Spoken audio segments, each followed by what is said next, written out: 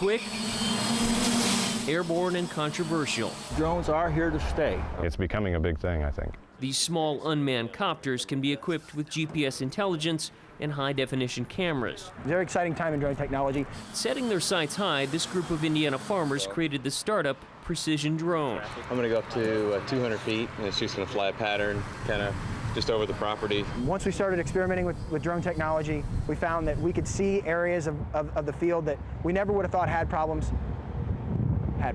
We've sold 3 so far.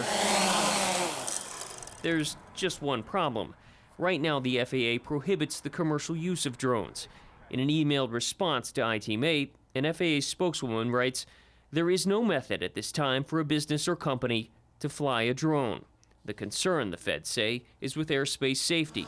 The benefits, these guys would argue, is that drones help them measure crop yields and determine what crops are distressed. But there is still a growing debate on the use of drones and concerns about privacy issues. We're violating human rights.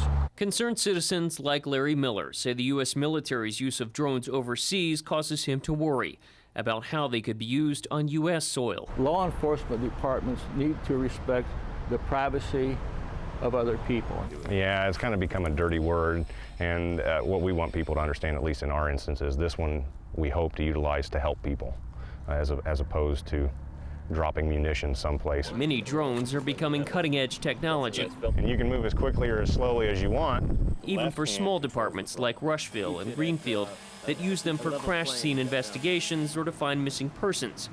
But a new Indiana law requires police to obtain a search warrant before using a drone.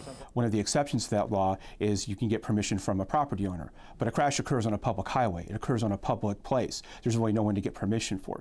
Shelby County Deputy Prosecutor Ed Zick says his boss was so impressed with the video Rushville's drone provided during a fatal DUI crash that Shelby County bought its own. That video, shot along this stretch of road, may mark the first time a drone has been used for evidence in an Indiana criminal case. As far as using them for police work, for accidents, I'm assuming we were probably one of the first, and so far it's worked out well for us. Greenfield Chief John Jester says his department has 2 drones used solely for crash investigations. A lot of times you can tell the initial point of impact. So ITMate wanted to know who else has them. How's it going? So we called more than 400 police agencies. Do you guys have one? Well, you know, like a bigger than a bread box, but smaller than a plane. Across all 92 Indiana counties, only 4 departments admitted to having drones. Do you know how many accidents offhand you've used that for? Probably 2, maybe 3. Greenfield and Rushville claim they've used their drones sparingly. Rushville Chief Craig Tucker says it's a way to help the community, but he's open to new ideas. We haven't found a way yet. There is the potential, if we have somebody who is manufacturing drugs in a certain area, if we can establish probable cause and get a warrant, we could fly the device over that area. I'm not against drones. I just think the public needs to be more aware of some of the bad sides.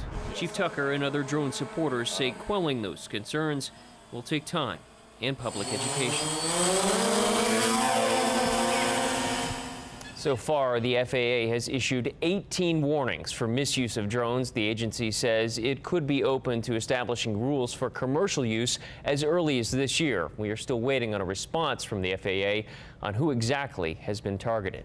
Lots of new questions coming up out of something like this. So if I buy a drone and I shoot video, how can I use it? That's where it gets tricky. Eric, the citizen or the hobbyist, you can take a drone, shoot video, even show it to friends or post it on Facebook all you want. But Eric, the journalist from Wish TV, can't use it because that would be considered commercial use. Same could be said for realtors, farmers, as we saw, or anyone using it for a business purpose, essentially. This is fascinating. It is fascinating. A lot of rules out there, a lot of restrictions. You can certainly read them all at wishtv.com. All right. Thank you, Bennett. You're welcome.